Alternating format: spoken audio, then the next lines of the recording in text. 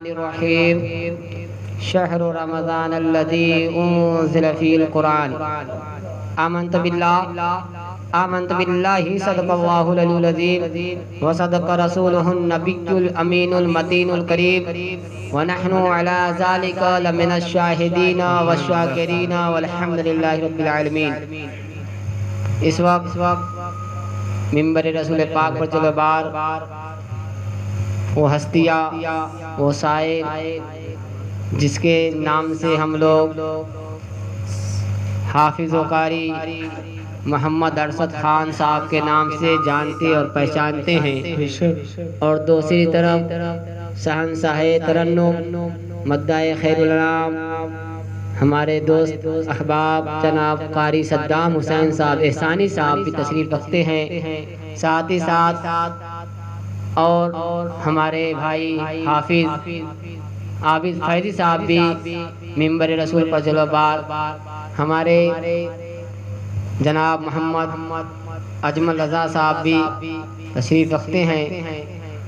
حضرات تو آئیے ہم اور آپ عقیدت و محبت کے ساتھ کونین کے تاجدار، دونوں عالم کے مالک مختار، حبیب کبریا، امام الانبیاء، بے کسوں کے کس، بے بسوں کے بس، بے سہاروں کے سہارا، بے چاروں کے چارہ، یتیموں کے والی، شفیع المذنبین، رحمت للعالمین، تاجدار ارب و عدم، فقر آدم، بنی آدم، احمد مصطفیٰ محمد مصطفیٰ صلی اللہ تعالی علیہ وسلم کی بارگاہ میں جی لگا کر جھوم کر درود پاک پڑھیں۔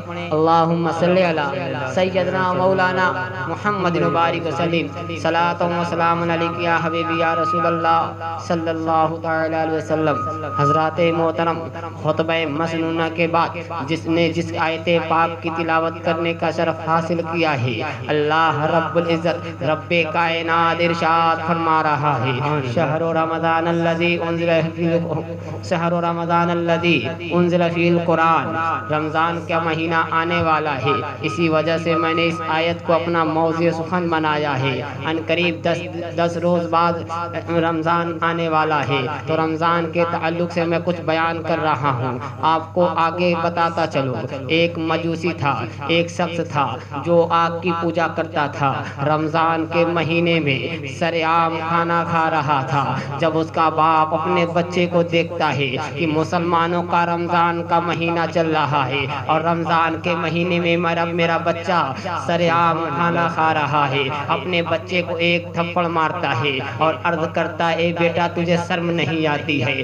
بیٹا عرض کرتا ہے، اے ابو جان میں کس سے شرماؤں، آپ مجھے کیوں تھپڑ لگا رہے ہیں؟ کہا، بیٹا میں نے تجھے اس لیے مارا ہے کہ آج رمضان کا مہینہ چل رہا ہے، مسلمانوں کا روزہ چل رہا ہے اور تم رمضان کے مہینے میں سرعام کھانا کھا رہے ہو، تجھے شرم نہیں آ رہی ہے؟ کہا کہ ابو جان میں تو ایک مجوسی ہوں، میں تو ایک ہندو دھرم کا رہنے والا ہوں، تو پھر میں کیوں شرماؤں؟ کہا کہ بیٹے یہ رمضان کا مہینہ بہت عظمت اور بابرکت مہینہ ہوتا ہے، جو اس کی تعریف، جو اس کی اہمیت کرتا ہے، جس کا وہ احترام کرتا ہے، اسے رب کائنات اسے دنیا میں بہت کامیابی اور کامرانی عطا فرماتا ہے۔ اس کے بعد سے اس مجوسی کا بچہ، اس مجوسی سمجھ گیا ہے کہ مسلمانوں کے مہینے رمضان کے مہینے میں سرعام کھانا نہیں کھانا چاہیے۔ اللہ اکبر! ایسا اتفاق ہوا کہ جب اس کے مرنے کا وقت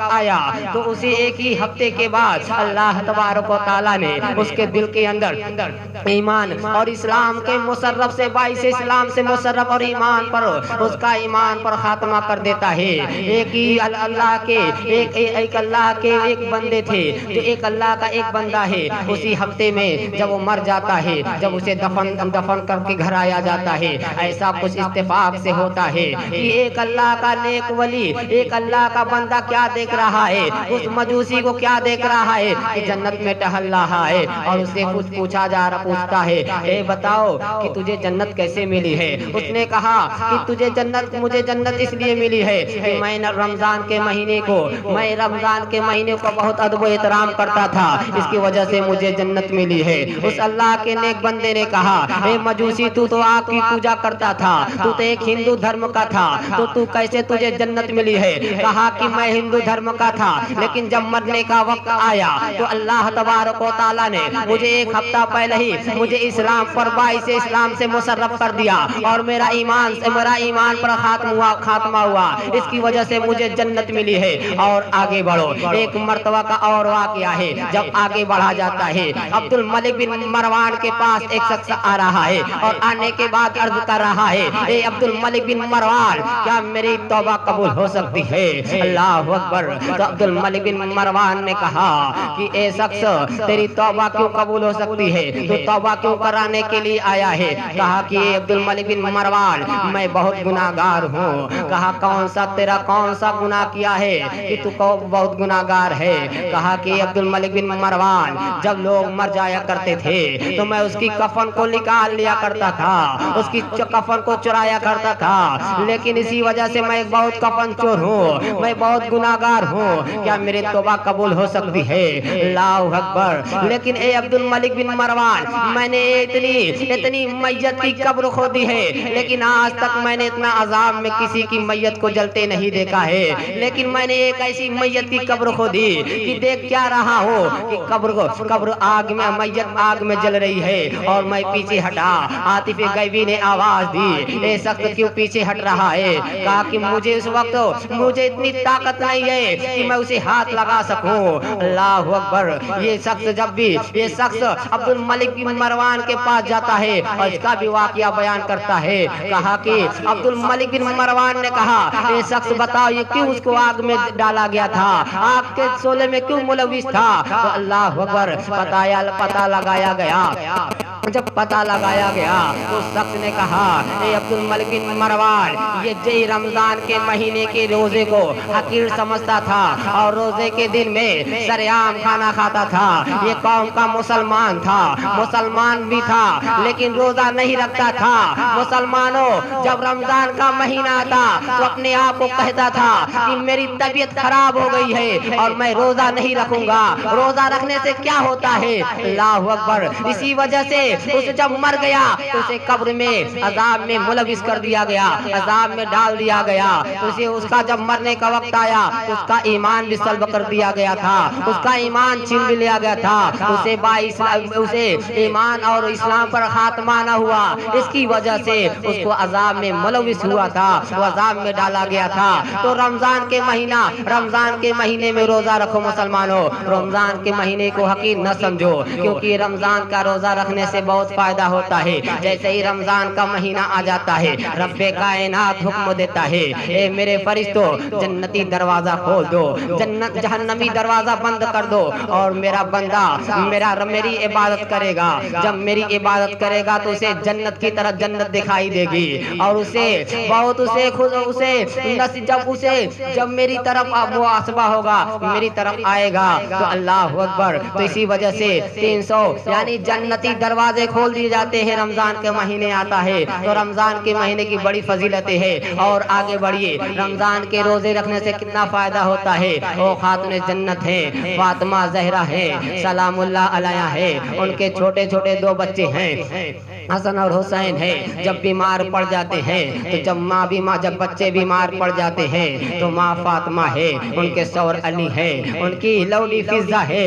अब हसनैन की वालिदा क्या मन्नत मानती है, ए रब्बे कायनात, मेरा बच्चा बीमार पड़ गया है, अगर मेरा बच्चा हसनैन सेहतमंद हो जाएगा तो मैं 3 रोजे रखूंगी। क्या कहती है? मैं 3 रोजे रखूंगी। 3 रोजे की मन्नत मानती है। अल्लाह अकबर। आप सेहतमंद हो जाते हैं तो 3 रोजा कैसे रखती है? अब रोजे के लिए क्या करती है? वो खातून जन्नत है, फातिमा रजी अल्लाह ताला अन्हा। जब सेरी का वक्त आता है तो सेरी पानी से कर लेती है और शाम का वक्त अफ्तार का वक्त होता है, अफ्तारी करने के लिए दस्तरखान पर बैठती है तो एक अल्लाह की तरफ से फरिश्ता आता है और क्या बनकर आता है? एक साइल बनकर आता है, एक फकीर बनकर आता है। उसका रब्बे कायनात ने नक्शा किस तरह कुरान में खींचा है وَيَتِيمُ الطَّعَامَ عَلَى حُبِّهِ مِسْكِينًا وَيَتِيمًا وَيَسِيرًا۔ اے فاطمہ میں یتیم ہوں، میں قیدی ہوں، میں بھوکا، میں پیاسا، میں فقیر ہوں، کچھ اللہ کے لیے ہو تو مجھے کھلا دیجئے، میں 3 دن کا بھوکا پیاسا ہوں۔ وہ خاتون جنت ہے فاطمہ رضی اللہ تعالیٰ عنہ، اپنی افطاری اٹھا کر اس سائل کو دے دیتی ہیں۔ ان کے سور مولا کائنات شیر خدا ہے حضرت علی رضی اللہ تعالیٰ عنہ، وہ بھی اٹھا کر دے دیتے ہیں، اور ان کی لوڈی فضا بھی ہے، اٹھے انہوں نے بھی اپنے اس فقیر کو اس سائل کو دے دیتی ہیں، وہ چلے جاتے ہیں۔ پھر سحری کا وقت دوسرا دن آتا ہے، پھر وہ دوسرے دن افطاری کے وقت آتے ہیں۔ وہ یتیم الطعام علی حبہ مسکینا و یتیما و یسیرا، اے اللہ کے لیے مجھے کچھ کھانے کے لیے دے دیجئے، میں یتیم ہوں، میں قیدی ہوں، میں بھوکا، میں پیاسا ہوں۔ اللہ اکبر۔ فاطمہ رضی اللہ تعالیٰ عنہ دوسرے دن بھی اٹھا کر دے دیتی ہے، جب ان کے شوہر بھی دے دیتے ہیں۔ تیسرا دن آتا ہے، پھر سحری و افطار کا وقت آتا ہے، افطاری پھر پانی اور کھجور سے کر لیتے ہیں۔ پھر تیسرے دن بھی آتے ہیں، جب تیسرے دن آنے کے بعد انہوں دے دیتے ہیں۔ ایک بار خاتون جنت یہ نہیں فرماتی ہے ارے تم کیوں شام کے وقت میں دن بھر روزہ رکھتی ہو اور جب وقت ہوتا ہے تو تم چلے آتے ہو، کہاں سے چلے آتے ہو؟ یہ جواب نہیں دیتی ہے۔ ان کے سور مولا کائنات ہیں، وہ بھی کچھ نہیں بولتے ہیں۔ اللہ اکبر۔ ان کی لوڈی فضا بھی ہے۔ اے خاتون جنت کے ماننے والوں، ارے فاطمہ زہرا رضی اللہ تعالیٰ عنہ کے کردار سے سبق سیکھو۔ وہ فاطمہ رضی اللہ تعالیٰ عنہ شام 3 دن سے روزہ رکھتی ہے، جب روزے کا کھولنے کا وقت آتا ہے تو اللہ تبارک و تعالیٰ ایک فرشتہ بھیجتا ہے، اے فرشتہ جاؤ میرے محبوب کی بیٹی کے گھر کے جاؤ اور ان کے ہاں امتحان لے کر آؤ۔ خاتون جنت کے ہاں امتحان بھی لیا جاتا ہے، اور آج ہمارے ساتھ بھی امتحان لیا جاتا ہے۔ اللہ اکبر۔ اگر ہمارے پاس کوئی ایک دن پہ آ جاتا ہے، ایک دن آ جاتا ہے کہ میں پیاسا ہوں، میں قیدی ہوں، میں بھوکا ہوں، ہم تو دے دیں گے، لیکن دوسرے دن آئے گا، دوسرے دن دے دیں گے، تیسرے دن پھٹکار دیں گے۔ لیکن مسلمانوں سنو، او فاطمہ رضی اللہ تعالیٰ عنہ کبھی اپنے منہ سے ایک الفاظ اس شخص کو نہیں جواب دیتی ہیں، کہتی لے جاؤ۔ اللہ اکبر۔ تو پتہ یہ چلا جب رب کائنات کے محبوب سور کائنات صلی اللہ علیہ وسلم آتے ہیں، کہتے ہیں بیٹی جو 3 دن سے تمہارے پاس آ رہا تھا وہ کون آ رہا تھا؟